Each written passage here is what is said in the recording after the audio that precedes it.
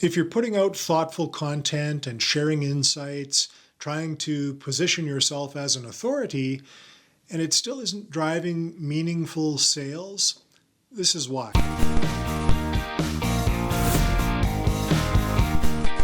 Most people think thought leadership fails because it doesn't reach enough people. That's not the reason. It fails because it reaches the wrong moment in the buyer's decision process. And until you understand that difference, you'll keep creating content that builds admiration, but not revenue. And there's a deeper issue underneath this. The problem isn't visibility, it's timing. You've probably already done the right things. You've shared strong opinions, you've posted educational content, you've explained industry trends, you've tried to demonstrate expertise instead of pitching. And that makes sense because the advice you've heard is consistent. It's build trust first, give value, position yourself as the expert. And all of that sounds intelligent, and it is. But here's where it quietly breaks down. Thought leadership builds credibility. Sales require movement, though, and those are not the same thing.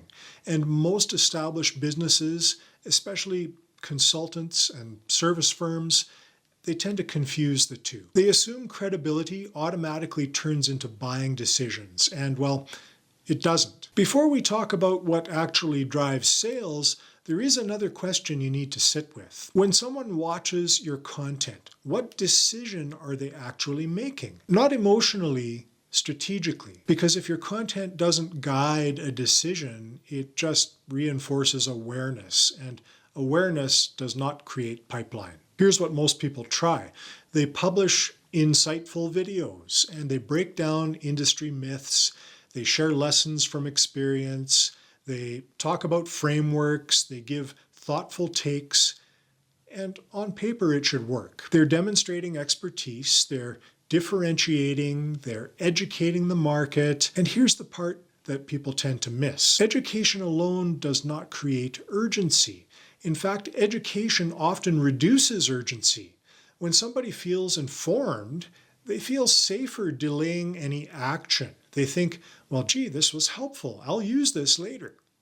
And later rarely comes. This is why many thought leaders have strong audiences, strong engagement, and surprisingly weak inbound sales. That's because the content makes the viewer smarter.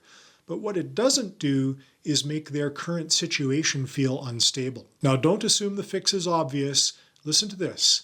The problem is not that you need to push harder, and it's not that you need more aggressive calls to action, and it's not that you need to sell more, so to speak. The issue is structural. Most thought leadership answers questions the buyer is not yet committed to solving, and that's subtle, but it's everything. This is where the breakdown happens. Buyers don't purchase expertise, they purchase resolution.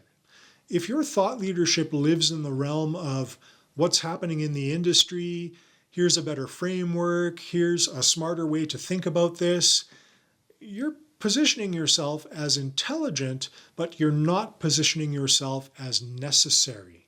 And there's a difference. When done wrong, thought leadership says, here's how to think. But when done right, it says, here's what happens if you keep thinking the old way. And that shift creates some tension, and tension drives decisions. Without tension, there's no movement. And without movement, there is never any sale. Now, here's something a lot of established businesses struggle with.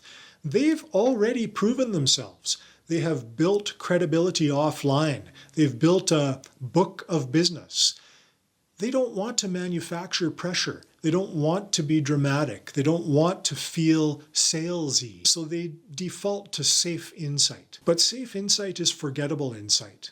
If your content doesn't respectfully challenge the viewer's current approach, it won't create any momentum. And here's the deeper layer. High-level buyers don't respond to hype. They respond to implications. When your thought leadership surfaces a consequence they haven't fully articulated yet, that is when sales begin. Not because you pushed, because you clarified. Let me reframe this. Thought leadership drives sales when it does three things. It reframes risk, it reframes cost, and it reframes timing. But notice, those aren't tactics. They are shifts in perception. So, for example, if you're a consulting firm and you produce content explaining why waiting another 12 months to modernize operations quietly compounds inefficiency, you're not pitching. You're exposing consequence. If you're a B2B service provider and you articulate how doing it in-house creates hidden opportunity cost that leadership hasn't measured, you're not selling.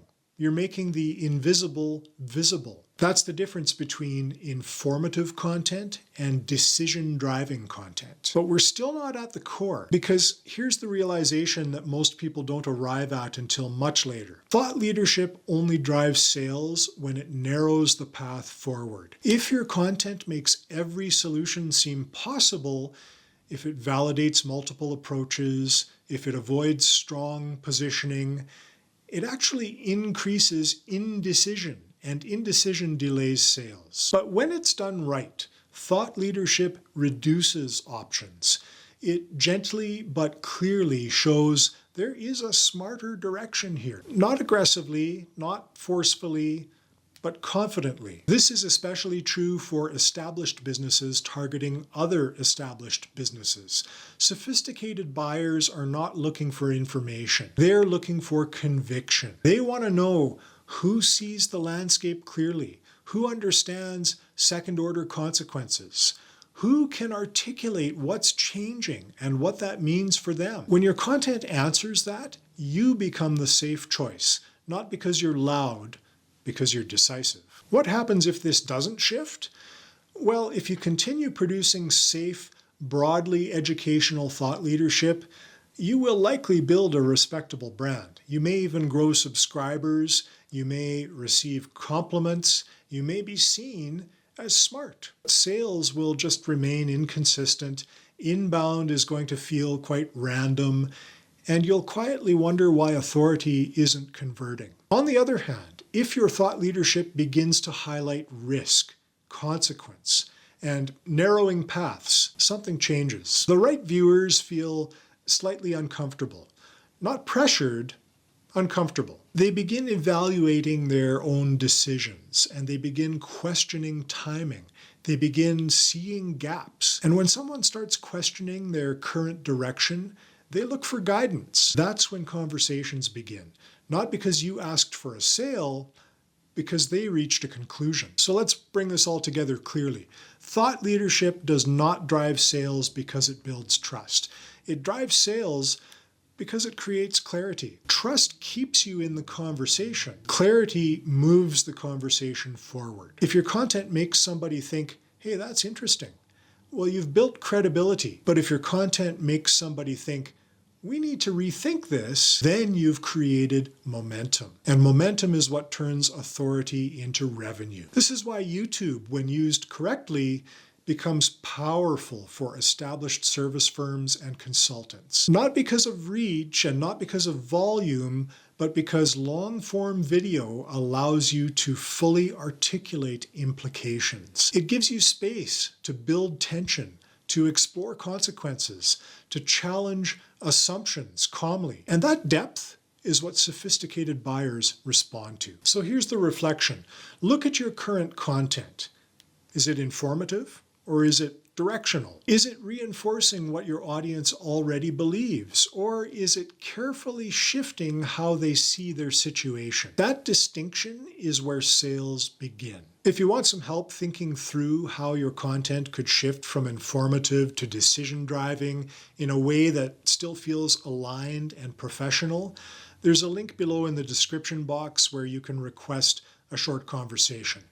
No pressure, just a strategic discussion about whether YouTube could become a consistent sales engine instead of a branding exercise. And if nothing else, start here. The next time you create thought leadership content, don't ask, is this valuable? Ask, what decision does this move someone toward? That's when thought leadership starts working the way it was meant to.